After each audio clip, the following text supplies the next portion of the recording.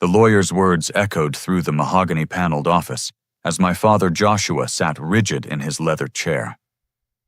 Your late wife held separate assets totaling $23 million. They transfer entirely to her daughter. My half-siblings, Emma and Vernon, who had been smirking moments before about inheriting everything from Dad's estate, now stared in shock. I felt the blood drain from my face. My mother, who passed away when I was 12, had been secretly wealthy. For 16 years I had believed we were just middle class. Everything I thought I knew was a lie. My name is Mike, and at 28 years old, I thought I understood my place in this fractured family. Growing up after my mother Sarah's death had been like walking through a minefield blindfolded. She died from cancer when I was 12, leaving me alone with my father Joshua, who seemed to withdraw into himself like a turtle retreating into its shell. 3 years later, when I was 15, everything changed again. Joshua married Patricia, a divorced woman with 2 children of her own. Emma was 13 then, and Vernon was 11. Suddenly, our quiet house filled with noise, laughter, and an energy that felt foreign to me.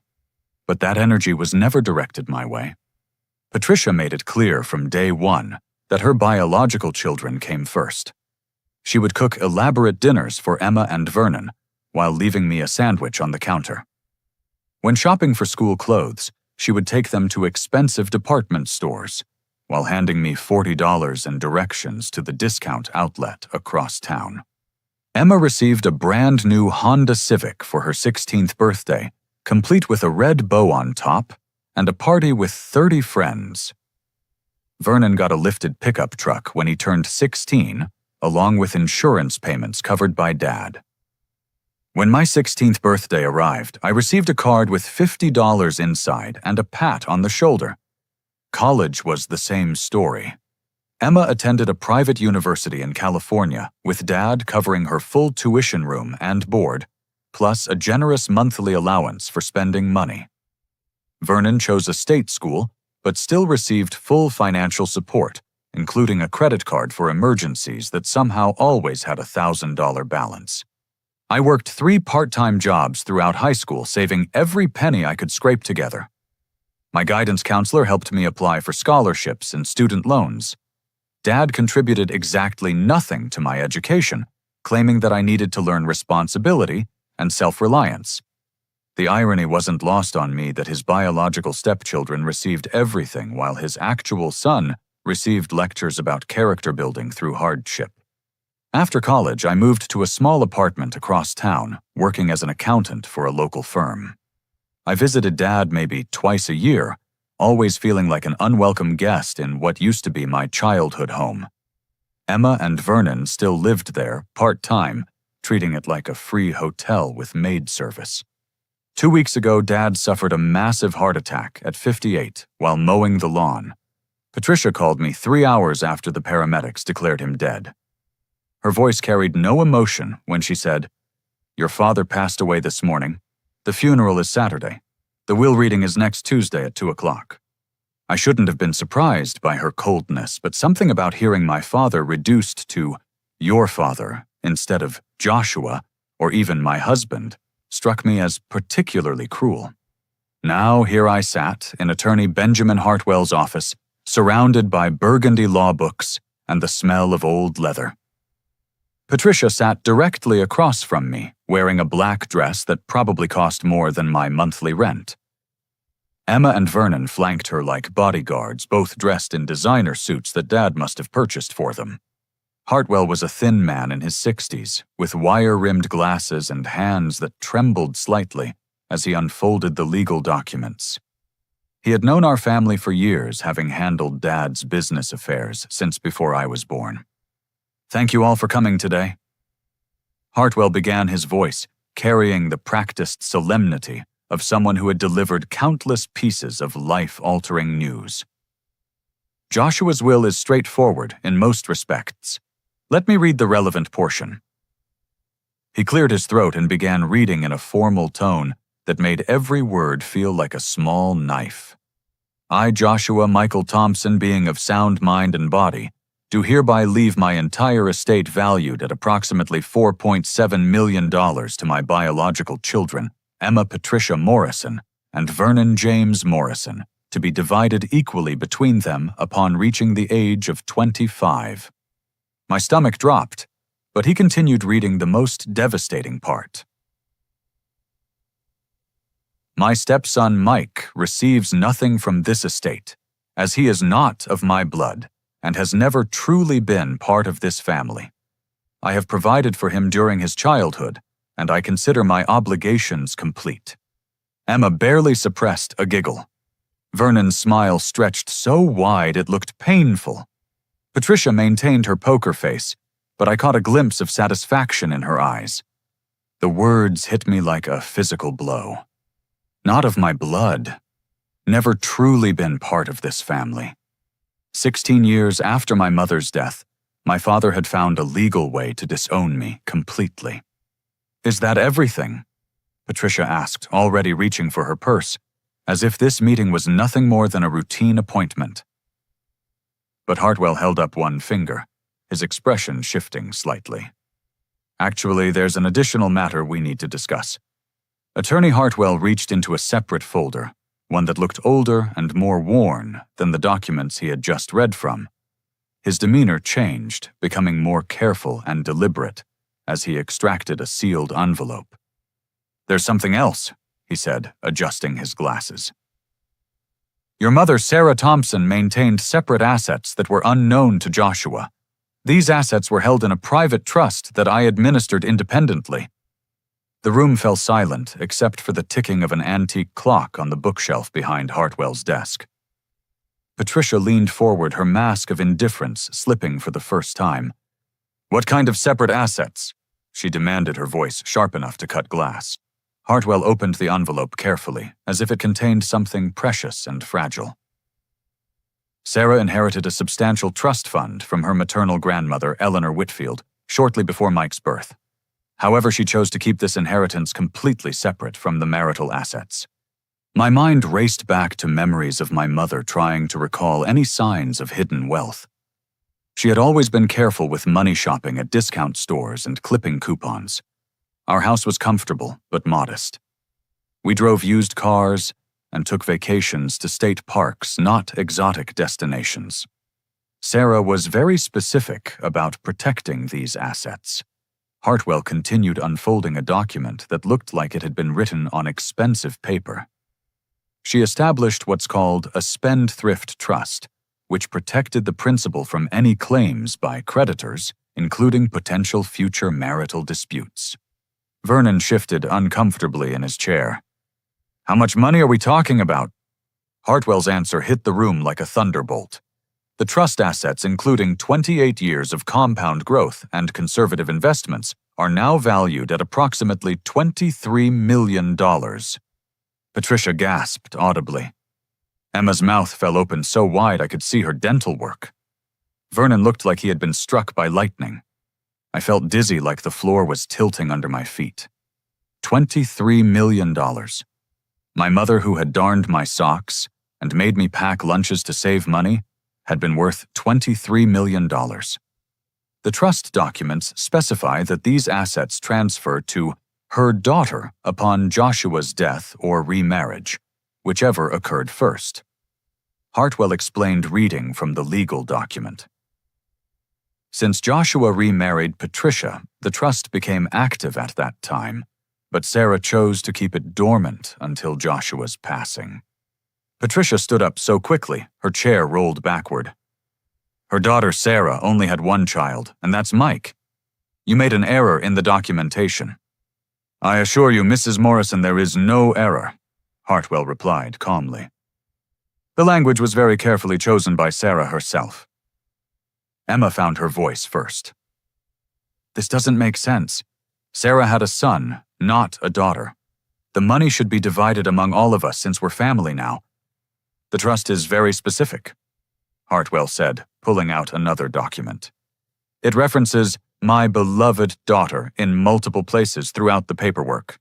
Sarah was extremely particular about this language. My head was spinning, Daughter, I looked around the room at everyone's confused faces, feeling like I was missing some crucial piece of information. Patricia's voice turned venomous. This is obviously a mistake. Sarah was confused or the paperwork was filled out incorrectly. We'll contest this in court. Hartwell remained unflappable. Mrs. Morrison, I drafted these documents personally under Sarah's direct supervision. She was very clear about her intentions and the specific language she wanted used. Vernon leaned forward aggressively. So what happens now? How does this get resolved? The matter is quite clear, Hartwell replied. The trust transfers to Sarah's daughter as specified. However, I do need to meet privately with Mike tomorrow morning to review some additional documentation that was kept in Sarah's private safe deposit box. Patricia's face flushed red. Private meeting. Why can't we all hear whatever needs to be discussed? Because the additional documentation pertains specifically to Mike's inheritance and contains personal information that Sarah wanted to remain confidential, Hartwell explained with professional firmness. The room erupted in arguments. Patricia accused Hartwell of incompetence and favoritism. Emma demanded to see all the trust documents immediately. Vernon threatened to hire his own attorney to challenge the whole arrangement. Through all the chaos, I sat in stunned silence, trying to process what had just happened. My mother had hidden $23 million from my father. She had somehow known that I would need protection after her death. But why had she referred to me as her daughter in legal documents? Hartwell finally raised his voice above the commotion. I understand this is unexpected news for everyone. Mike, can you be here tomorrow morning at 9 o'clock? We'll review everything privately and determine the next steps. I nodded, not trusting my voice to work properly. Patricia gathered her purse and coat with sharp, angry movements. This isn't over. We're going to fight this with everything we have. Emma and Vernon followed her toward the door, both throwing accusatory glances back at me, as if I had somehow orchestrated this surprise. Mike. Emma said, her voice dripping with false sweetness. I hope you remember that we're still family despite what some old paperwork says. It would be really nice if you shared this windfall with people who actually cared about Dad. Vernon nodded emphatically. Yeah, man, Dad raised you and everything. The right thing to do would be to split this equally among all of us kids. I watched them leave without responding, my mind too overwhelmed to form coherent thoughts. Patricia turned back one last time from the doorway. Don't think this makes you special, Mike. Money doesn't change the fact that you were never really Joshua's son. After they left Hartwell, and I sat in heavy silence for several minutes. Finally, he spoke softly. Your mother was a remarkable woman. She loved you very much, and she was very worried about protecting your future. Tomorrow, everything will become much clearer. I drove home to my small apartment in a daze, my mind spinning with questions that had no answers. My mother had been wealthy beyond my imagination, but she had lived like any middle-class mom. She had somehow known that my father would remarry and that I would need protection. And she had called me her daughter in legal documents for reasons I couldn't begin to understand. That night, I pulled out every photo album and box of keepsakes from my childhood, searching for clues about my mother's secret life and trying to understand why she had used such strange language in her will. I arrived at Hartwell's office the next morning 15 minutes early, my nerves frayed from a sleepless night spent wondering what other secrets would be revealed.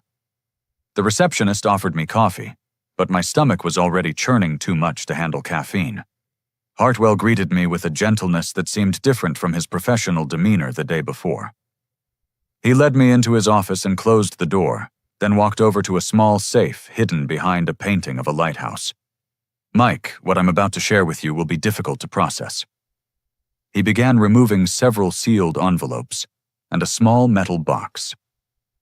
Your mother asked me to wait until after Joshua's death to reveal this information, believing that you would be mature enough to handle it and strong enough to defend yourself if necessary.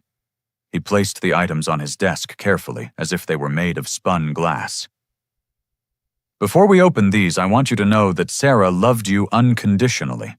Everything she did was to protect you and ensure your happiness and safety. My hands trembled slightly as I watched him break the seal on the first envelope. Inside was a document I had never seen before: my original birth certificate from the state of Michigan. Hartwell handed it to me silently, and I read the information with growing confusion. The certificate showed my birth date correctly, and Sarah's name as the mother. Joshua was listed as the father, but the name on the certificate read Michelle Sarah Thompson, and the sex was marked as female. I stared at the document for a long moment, my brain refusing to process what I was seeing. There's been some kind of mistake. This says Michelle, not Mike, and it says female. Hartwell's voice was extraordinarily gentle. Mike, this is your original birth certificate. You were born female, but you transitioned to male when you were 3 years old. The words hit me like a physical blow. I felt the room spin slightly as I gripped the edge of the desk. That's impossible. I don't remember anything like that. I've always been Mike. Your parents consulted with pediatric specialists when you were very young because you consistently expressed that you were a boy, not a girl. Hartwell explained, opening the second envelope. This contains medical records and photos documenting your early transition. He showed me a thick file filled with doctor's notes, psychological evaluations, and photographs. The photos showed a toddler who looked exactly like me, but was dressed in frilly dresses and had longer hair with pink bows. My voice came out as a whisper. I don't remember any of this. That's completely normal, Hartwell said reassuringly. Most people don't have clear memories from before age 4 or 5. Your parents worked with specialists to make your transition as smooth and natural as possible. By the time you started school, all your documents reflected your male identity. I flipped through the medical records, seeing notes about hormone blockers therapy sessions and legal name changes. Everything was documented in meticulous detail, showing a careful and loving process overseen by experienced professionals. Sarah was incredibly supportive of your identity from the very beginning, Hartwell continued. These letters explain her thought process and her fears about the future. He handed me a stack of handwritten letters in my mother's familiar script. I opened the first one with shaking hands and began reading her words written when I was 4 years old. My precious son Mike is so happy now that everyone sees him the way he sees himself. The doctors say we made the right choice to support his transition early. He's confident, playful, and secure in his identity. My only worry is what might happen if Joshua ever turns against him. I pray that my husband will always love our son regardless, but I've seen how cruel the world can be to people who are different. The next letter was dated 2 years later. Mike is thriving in first grade.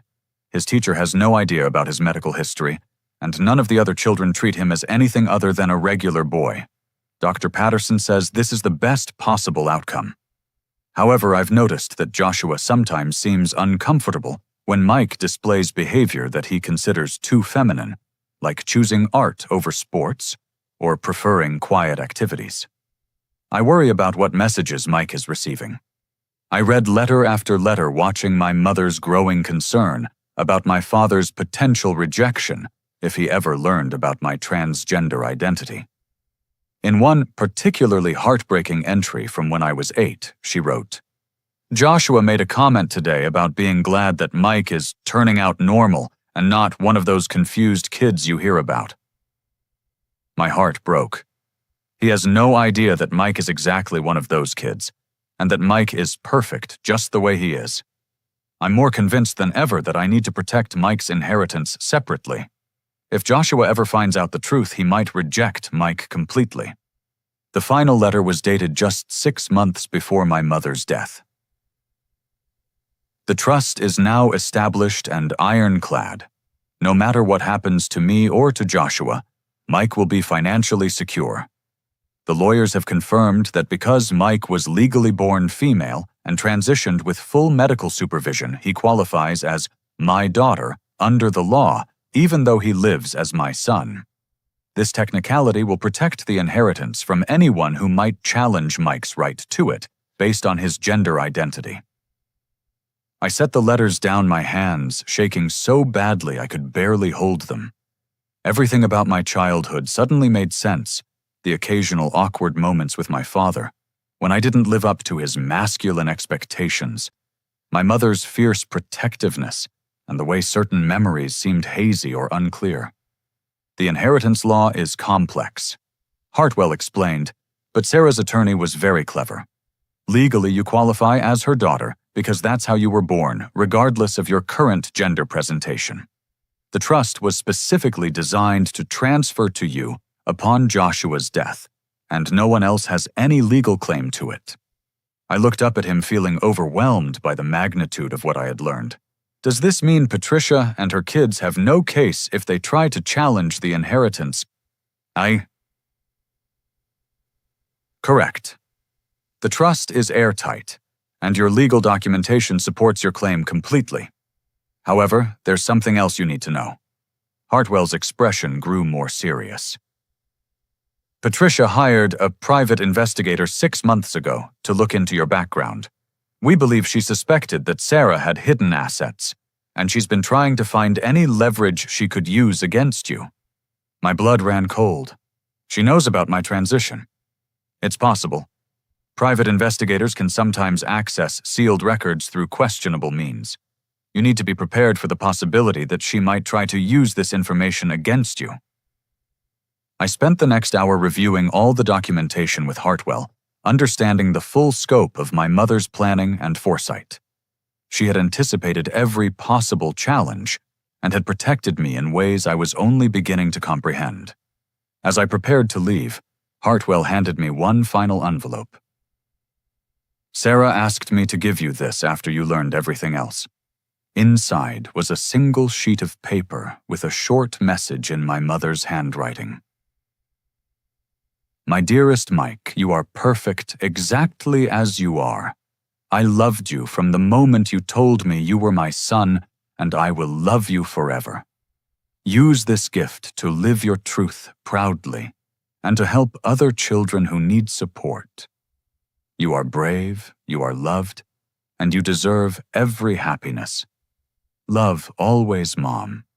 I walked out of Hartwell's office feeling like a completely different person than the one who had walked in.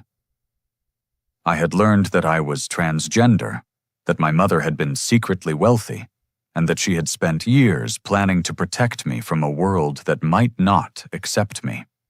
But I also felt something I hadn't experienced in years, the absolute certainty that I had been deeply and unconditionally loved. I made it exactly 2 blocks from Hartwell's office before my phone started ringing.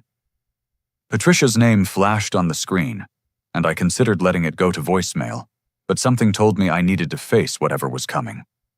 "We need to talk," she said without any greeting. Her voice carried a coldness that made my skin crawl. "I'm at your apartment. Emma and Vernon are with me." My stomach dropped. "How did you get my address?" "We have our ways. Get here now or we're going to start making phone calls to people you work with." The line went dead, and I stood on the sidewalk feeling like I was about to walk into a trap. But running away wouldn't solve anything, and I needed to know exactly what Patricia had discovered. 25 minutes later, I pulled into my apartment complex parking lot and saw Patricia's luxury SUV parked directly in front of my building. She was leaning against the driver's side door, like she owned the place, while Emma and Vernon sat on the steps leading to my front door. "There he is," Vernon announced loudly enough for the entire complex to hear. "The lying little fraud." I approached them cautiously, my keys ready in my hand. "What do you want?" Patricia pushed herself off the car and walked toward me with the predatory grace of a shark circling wounded prey. "Oh, I think you know exactly what we want. We want to discuss this little inheritance situation and how you're going to make it right." "There's nothing to discuss. The lawyers have explained everything." Emma stood up from the steps, and I noticed she was holding a manila folder stuffed with papers. "Actually, there's quite a lot to discuss. You see, we hired someone to look into your background. Very interesting discoveries." My heart rate spiked, but I tried to keep my voice steady. "I don't know what you're talking about." "Don't you?" Patricia's smile was absolutely venomous. Tell me, Mike, when exactly were you planning to mention that you used to be Michelle? When were you going to tell everyone that your whole identity is a lie? The words hit me like a slap across the face, but I forced myself not to react visibly. I don't have to tell you anything about my personal life. Vernon joined the conversation with a snort of cruel laughter. Personal life? This isn't personal, this is fraud. You've been pretending to be a man your whole life, taking advantage of people who didn't know the truth. That's not how it works. I said, my anger starting to override my fear. I am a man. I've been legally male since I was 3 years old. Patricia pulled out her phone and held it up like a weapon. Really, because I have copies of your original birth certificate right here. I also have photos of you in little dresses and pigtails. I wonder how your co-workers would react if they saw these images.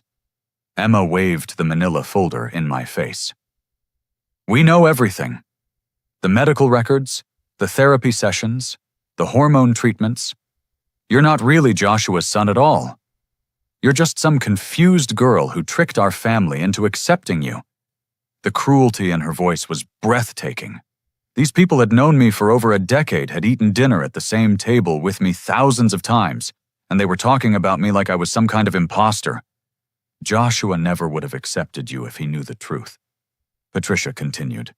He believed in traditional values, traditional families. He would have been disgusted to learn what you really are. Vernon stepped closer to me, trying to use his height as an intimidation tactic. So here's what's going to happen. You're going to sign over that inheritance to the people who actually deserve it. Split it 3 ways between Emma, myself, and Patricia. Or we start making some very public announcements about your little secret.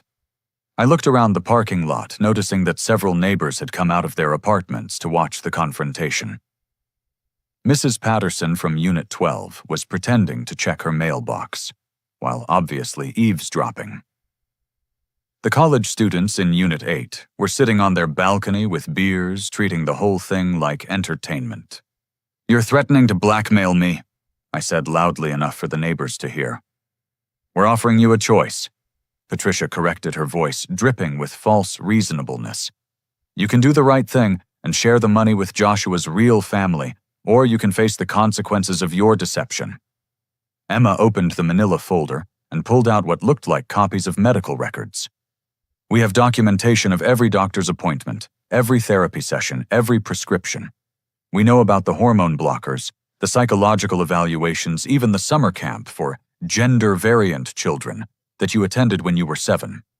My privacy had been completely violated, my most personal medical information stolen and weaponized against me. I felt exposed and vulnerable in a way that made me want to run and hide. The private investigator we hired was very thorough, Vernon added with obvious satisfaction. He found sealed records that most people would never be able to access. Amazing what money can buy these days. Patricia pulled up something on her phone screen. I've already drafted emails to send to your employer, your landlord, and several of your high school classmates. All it takes is one button push to let everyone know what you've been hiding. The threat hung in the air like poison gas. I realized that this wasn't just about the inheritance anymore. They were trying to destroy my entire life, my career, and my reputation, because I had something they wanted. And don't think you can just ignore us and hope we'll go away, Emma said with a smile that would have made a viper proud. We know where you work. We know where you go to church. We know which gym you belong to. We can make your life very uncomfortable very quickly. Vernon nodded enthusiastically. I've got friends who would love to help spread the word about the neighborhood freak. Amazing how fast news travels in a small town. I stood there for a moment, processing the full scope of their attack. They weren't just threatening to reveal my transgender identity. They were threatening to turn my entire community against me through harassment and misinformation. But something interesting happened as I listened to their threats. Instead of feeling more afraid, I started feeling angry. These people were trying to destroy me because they couldn't stand the thought of me having something they wanted. They were willing to commit crimes and hurt an innocent person because of their own greed and prejudice. "You have 48 hours to make your decision," Patricia announced like she was delivering an ultimatum from on high. "Sign over the inheritance or we start our campaign to let everyone know exactly what you are." With that, they climbed back into Patricia's SUV and drove away, leaving me standing in the parking lot surrounded by curious neighbors who had witnessed the entire confrontation. Mrs. Patterson approached me cautiously. "Honey, are you all right? Those people seemed very upset about something." I looked at her kind, worried face and realized that Patricia had made a serious tactical error. She had chosen to threaten me publicly in front of witnesses who could see exactly what kind of people they were dealing with. "I'm fine, Mrs. Patterson. Thank you for asking. Those people are just angry about a family inheritance issue." "Well, if you need anything, you know where to find me," she said, patting my arm gently. "And honey, I don't care what anybody says about you. You've always been nothing but polite and helpful to everyone in this building." As I walked up the steps to my apartment, I realized that Patricia's threats had backfired in an unexpected way. Instead of making me feel isolated and alone, they had reminded me that I had allies and support systems that she knew nothing about. But more importantly, they had shown me that they were willing to break the laws and hurt innocent people to get what they wanted. And that gave me something I hadn't had before, a reason to fight back. The next morning, I woke up to 17 missed calls and 43 text messages. Patricia hadn't been bluffing about starting her campaign immediately. She had somehow gotten my personal phone number and distributed it to people who were now calling me at all hours with accusations and threats. The messages ranged from confused friends asking if the rumors they were hearing were true to strangers who had gotten my number from social media and wanted to share their opinions about transgender people. Most disturbing were the messages that contained detailed threats about what would happen to me if I didn't leave town. I realized that Patricia's private investigator had done more than just gather information about my medical history. He had created a comprehensive dossier of my personal contacts, social media connections, and daily routines. But instead of panicking, I decided to fight back systematically. I started by documenting everything: screenshots of the threatening messages, recordings of the voicemails, and detailed notes about the confrontation in my parking lot. If Patricia wanted to play dirty, I would make sure there was evidence of every illegal thing she did. I called Hartwell's office and scheduled an emergency meeting for that afternoon. Then, I did something that surprised even me. I called a forensic accountant that I knew from my own job and asked him to look into Joshua's financial records. I think my stepmother might have been stealing from my father. I explained to David Chen, who specialized in uncovering financial fraud for divorce and estate cases. I need to know if there are any irregularities in his accounts over the past few years. David agreed to take the case on contingency, meaning he would only get paid if we found evidence of actual crimes. Within 6 hours, he called me back with preliminary findings that made my hands shake.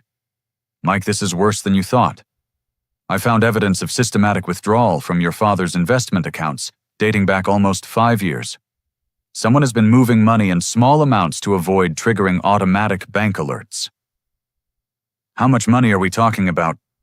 "So far, I can document almost $600,000 in suspicious transfers.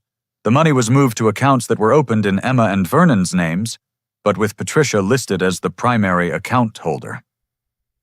I sat down heavily in my kitchen chair. Patricia hadn't just been planning to steal my inheritance.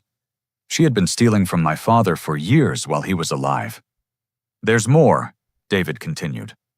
"The pattern suggests that whoever was doing this understood financial systems very well. They were staying just under the reporting thresholds and timing the transfers to coincide with market fluctuations to hide the missing money." I scheduled a meeting with David for the next day to review all the evidence in detail. Then I called Hartwell and shared what we had discovered. "This changes everything," Hartwell said, his voice tight with anger. "If Patricia has been committing elder financial abuse, we need to contact the authorities immediately." But before we could file any reports, I received an unexpected phone call that afternoon. The caller identified himself as Daniel Thompson, my father's younger brother, who had been estranged from our family for over a decade. "Mike, I've been trying to reach you since I heard about Joshua's death," Daniel said. His voice carried warmth that I hadn't heard from anyone in my family for years. "I'm sorry I wasn't at the funeral. Patricia told me it was family only, and she made it clear I wasn't welcome." I had barely spoken to Uncle Daniel since I was a teenager. He had gotten into some kind of argument with my father years ago, and Joshua had cut off all contact with his only brother. I never knew what the fight was about, but it had resulted in Daniel being completely excluded from family events. "I need to tell you something about your father," Daniel continued. "About 6 months before he died, he started calling me. He was concerned about Patricia's behavior and wanted advice about protecting his assets." My heart rate spiked. What kind of concerns? Joshua discovered that money was missing from his accounts. He had started documenting Patricia's access to his financial information and gathering evidence of unauthorized transfers. He was planning to divorce her and press charges for theft. This news hit me like a lightning bolt. My father had known about Patricia's crimes and had been taking action to stop her. "There's more," Daniel said. "Joshua also told me that he regretted how he had treated you over the years.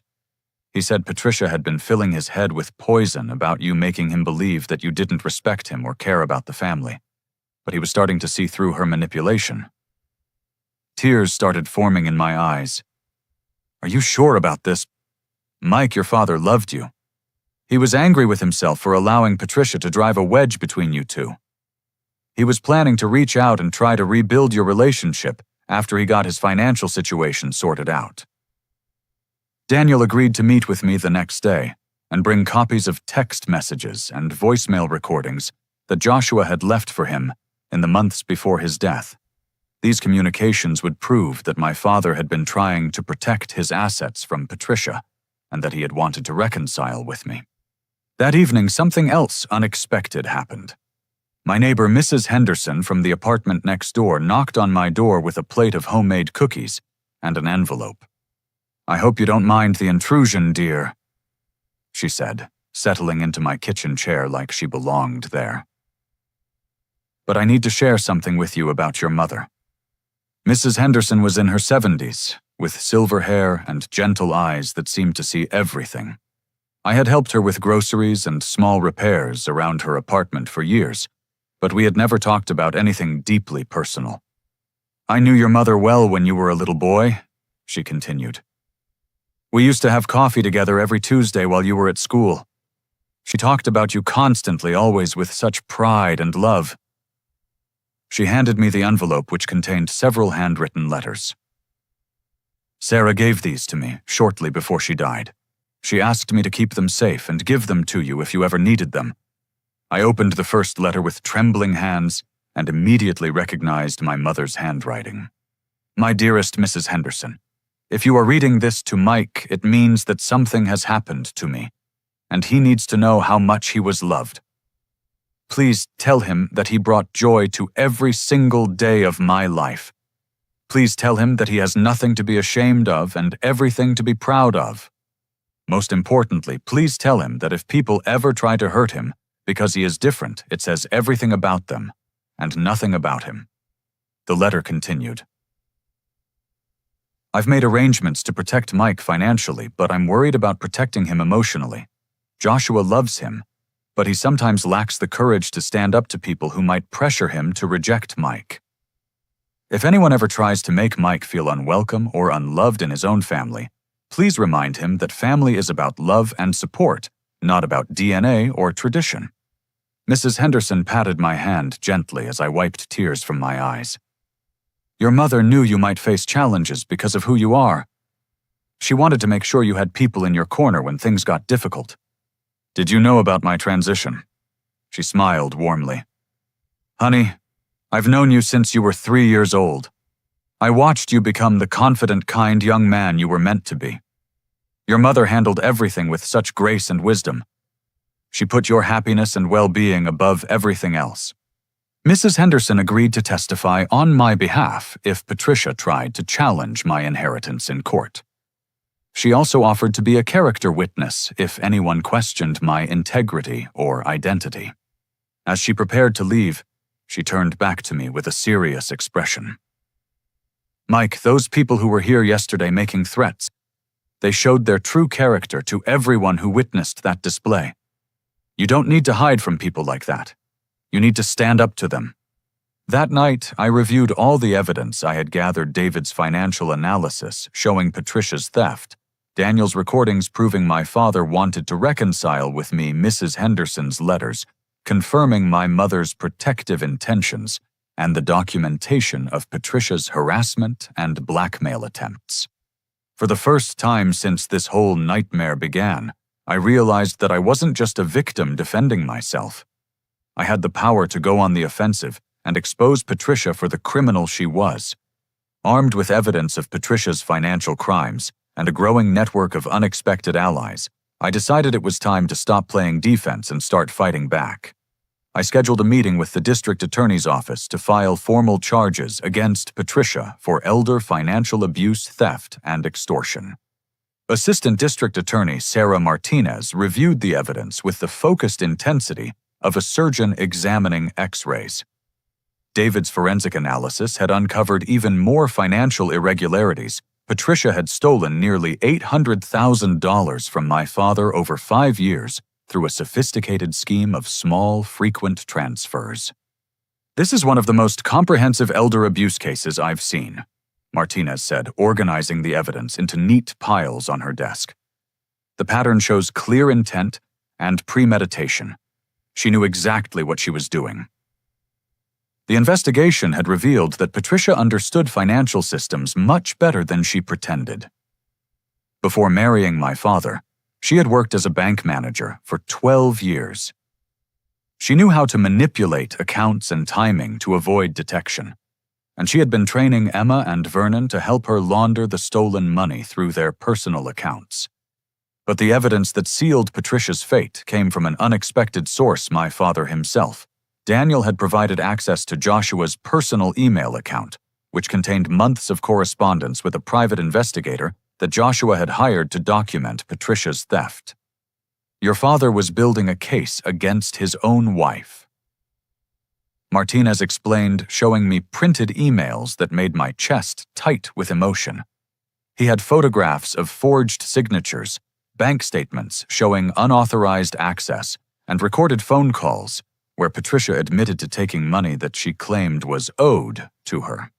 One email from my father to his investigator was particularly heartbreaking. "I need ironclad evidence before I confront Patricia, because she will try to turn my children against me. I also need to reach out to my son, Mike, and apologize for the terrible mistakes I've made.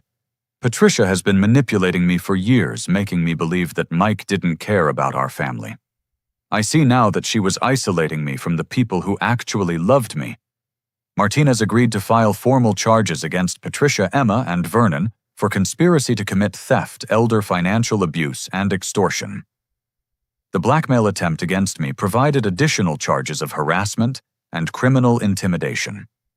"We'll execute search warrants on all their properties and freeze their assets," Martinez explained. "If they've been living off stolen money, they're about to discover what financial hardship actually feels like." While the criminal case moved forward, I decided to take additional steps to protect myself and send a clear message that Patricia's intimidation tactics had failed completely. I hired a civil rights attorney named Rebecca Walsh, who specialized in discrimination cases involving LGBTQ individuals. Her job was to document the harassment I had received and file restraining orders against Patricia and her children. "What they did constitutes hate crime harassment in this state," Walsh explained during our first meeting. "Threatening to out someone's transgender status for the purpose of causing harm is specifically prohibited under our anti-discrimination laws."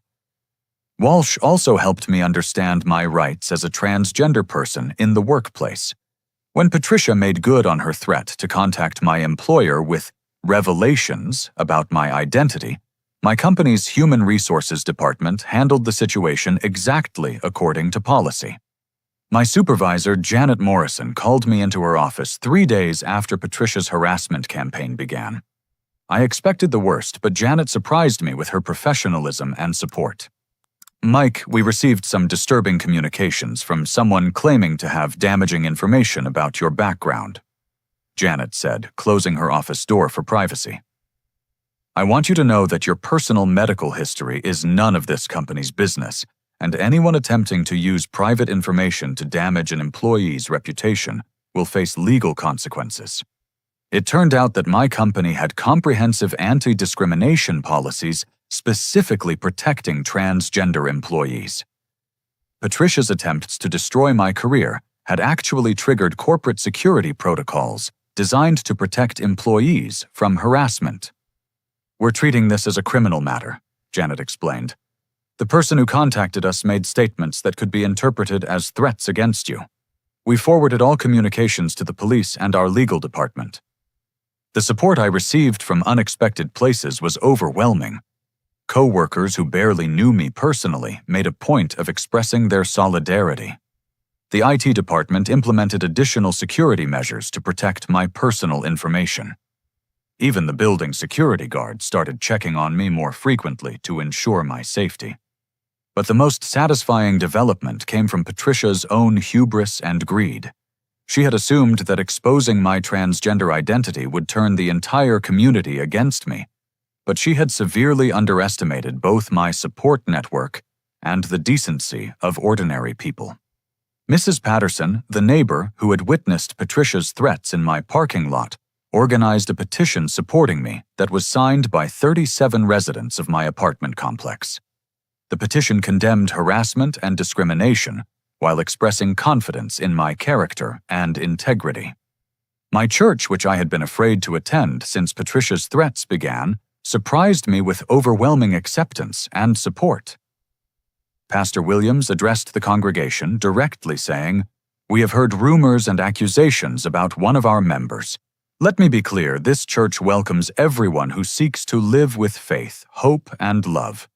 We do not tolerate harassment, discrimination, or cruelty toward any person for any reason." The tide had turned completely. Patricia's attempts to destroy my reputation had backfired so spectacularly that she was now facing criminal charges, civil lawsuits, and public condemnation for her behavior. The final blow came when David's forensic analysis revealed that Patricia had been planning to murder my father and make it look like a natural death. Hidden in her personal computer were internet searches about untraceable poisons, information about life insurance policies, and communication with someone who appeared to be offering murder-for-hire services. This case just became a potential homicide investigation. Martinez informed me during a phone call that made my blood run cold. "We're exhuming your father's body for toxicology tests and bringing in the FBI to investigate the murder-for-hire angle." Patricia was arrested 3 days later at her home, along with Emma and Vernon. The local newspaper covered the story with headlines that vindicated everything I had endured: local woman charged with elder abuse extortion and conspiracy to commit murder. The article detailed the financial crimes, the harassment campaign against me, and the evidence suggesting that Patricia had been planning to kill my father to access his life insurance money. There was no mention of my transgender identity, because it wasn't relevant to the criminal charges. As I watched Patricia being led away in handcuffs on the evening news, I felt something I hadn't experienced in months' peace. The woman who had tried to destroy my life was facing justice, and I was surrounded by people who cared about my well-being. But more importantly, I had learned something about myself that I would never forget. When people tried to use my identity as a weapon against me, I discovered that I was strong enough to fight back, and proud enough of who I was to refuse to be ashamed. 6 months later, I stood in the same courthouse where Patricia had been sentenced to 8 years in federal prison for elder financial abuse, conspiracy to commit murder, and hate crime harassment. Emma received 3 years of probation and 500 hours of community service, while Vernon got 18 months in minimum security prison for his role in laundering the stolen money. The judge had been particularly harsh with Patricia during sentencing, calling her crimes a betrayal of the most fundamental trust between family members, and noting that her harassment campaign against me demonstrated a level of cruelty that shocks the conscience. But the most meaningful moment of the entire legal process came during the victim impact statements, when something unexpected happened that changed everything. Daniel, my uncle, who had been estranged from our family for so long, asked permission to read a letter that my father had written shortly before his death. The letter had been found among Joshua's personal papers, sealed in an envelope marked, "For Mike, in case something happens to me." With the court's permission, Daniel stood up and read my father's final words to me. "Son, I need you to know that I failed you as a father, but not because of who you are. I failed you because I allowed fear and other people's prejudices to make me forget what was most important, loving and protecting my child. Your mother was braver and wiser than I ever was. She saw your strength and your goodness from the very beginning, and she raised you to be the exceptional man you became, despite my shortcomings." The letter continued. "I've learned that Patricia has been lying to me about you for years, making me believe that you didn't care about our family or respect me. I see now that she was trying to isolate me from the people who genuinely loved me. You never stopped being my son, Mike. I stopped being the father you deserved. By the time you read this, I hope I've had the chance to apologize in person and to rebuild our relationship. If I haven't had that opportunity, please know that I am proud of the man you've become. You have integrity, compassion, and courage that I wish I had possessed. Use your inheritance to build a life filled with people who appreciate you for exactly who you are." There wasn't a dry eye in the courtroom when Daniel finished reading. Even the bailiff was wiping away tears. I felt a sense of closure and healing that I hadn't known was possible. Patricia showed no remorse during the entire proceedings. Even when given the opportunity to address the court before sentencing, she maintained that she was the real victim and that I had manipulated the legal system through deception about my gender identity. Her complete lack of accountability and continued cruelty only reinforced to everyone present that justice was being served appropriately. The financial restoration was swift and comprehensive. Patricia was ordered to pay full restitution, plus penalties, totaling nearly $2 million. Since she couldn't afford that amount, the court seized her house cars and all other assets to compensate my father's estate. Emma and Vernon, who had been living off the stolen money for years, suddenly found themselves facing real financial hardship for the first time in their adult lives. Vernon's truck was repossessed, and Emma had to drop out of graduate school because she could no longer afford tuition.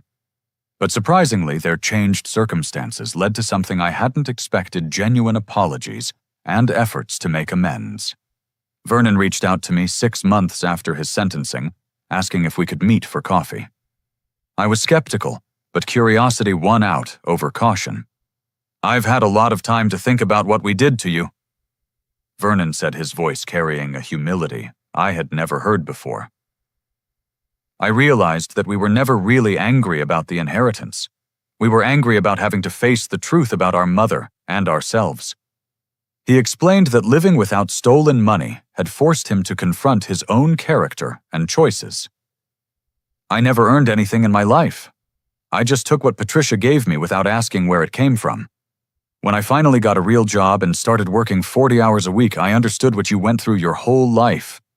Emma's apology came in the form of a handwritten letter delivered by Daniel. In it, she acknowledged that her behavior had been motivated by jealousy and greed, rather than any legitimate grievance against me.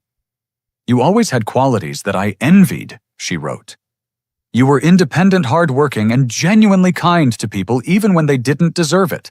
Instead of trying to develop those qualities myself, I resented you for having them. I'm sorry for the pain we caused you, and I understand if you never want to speak to any of us again." I chose to forgive Vernon and Emma, but with clear boundaries. Forgiveness didn't mean forgetting what had happened, or pretending that our relationships could return to what they had been before. It meant releasing my anger and resentment so they couldn't poison my own happiness. With Patricia's criminal case resolved and my inheritance secure, I was finally free to build the life my mother had envisioned for me. The $23 million gave me opportunities I had never imagined possible, but more importantly, it gave me the security to live authentically and help other people facing similar challenges. I established the Sarah Thompson Foundation for Transgender Youth, providing financial support, medical resources, and legal advocacy for young people whose families had rejected them because of their gender identity. The foundation also offered scholarships for transgender students pursuing higher education and grants for families seeking to support their transgender children properly. The foundation's first major project was partnering with local schools to implement anti-bullying programs and provide training for teachers on supporting LGBTQ students. We also created a crisis intervention hotline for transgender teenagers facing family rejection or harassment. Within a year, the foundation had helped over 200 families and prevented dozens of suicide attempts among transgender youth. Every success story reminded me that my mother's sacrifice had created ripple effects of healing and hope far beyond her original intentions.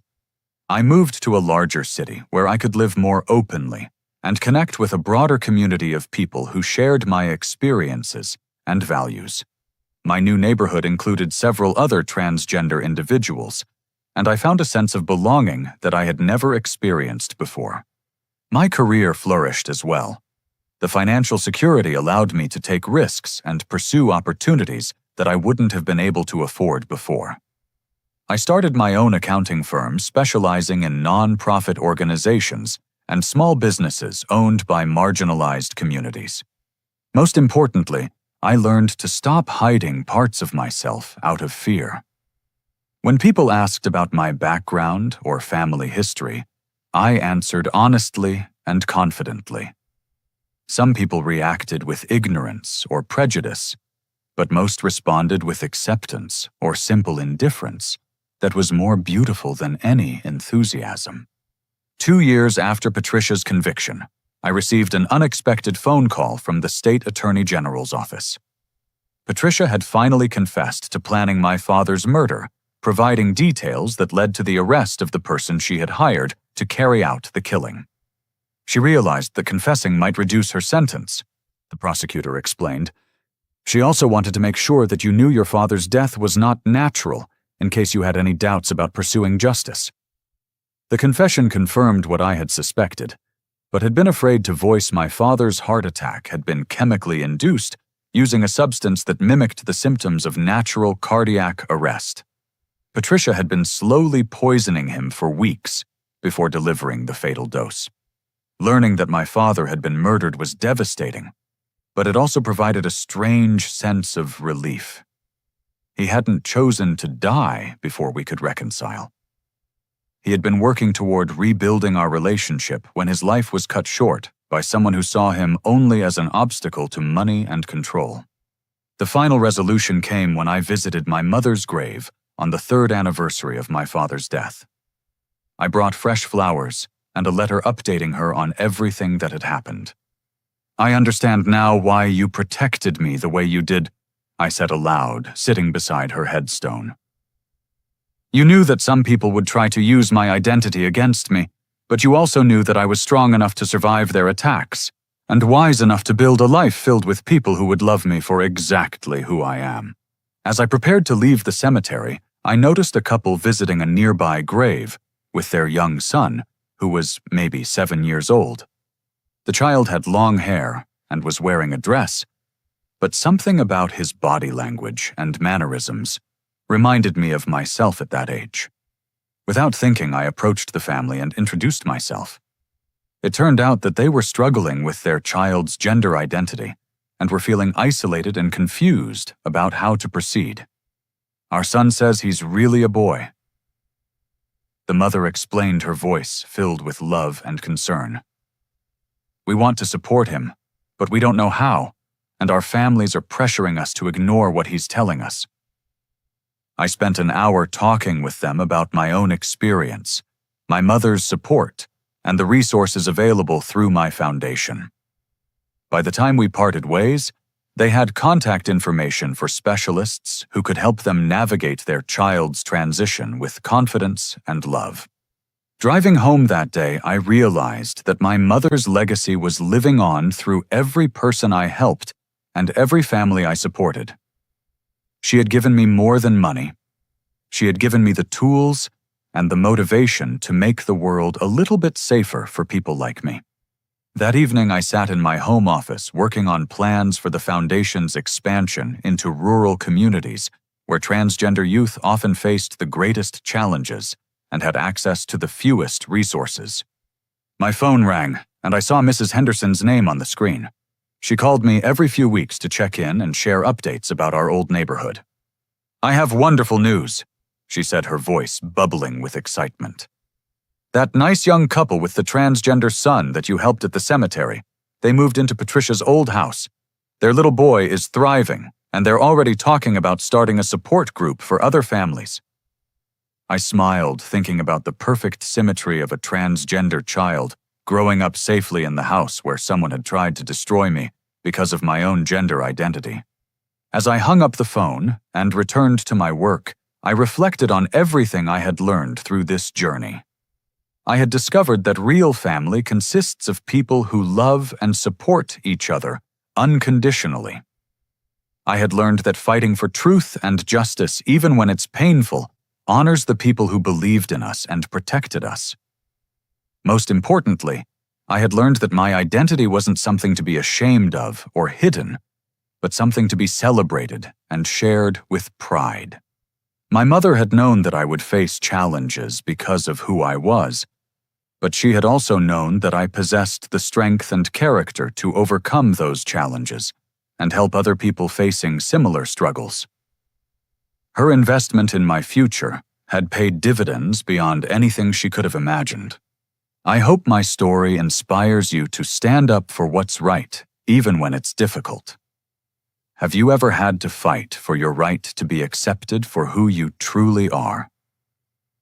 Share your experiences in the comments below, and let's support each other through the challenges we face.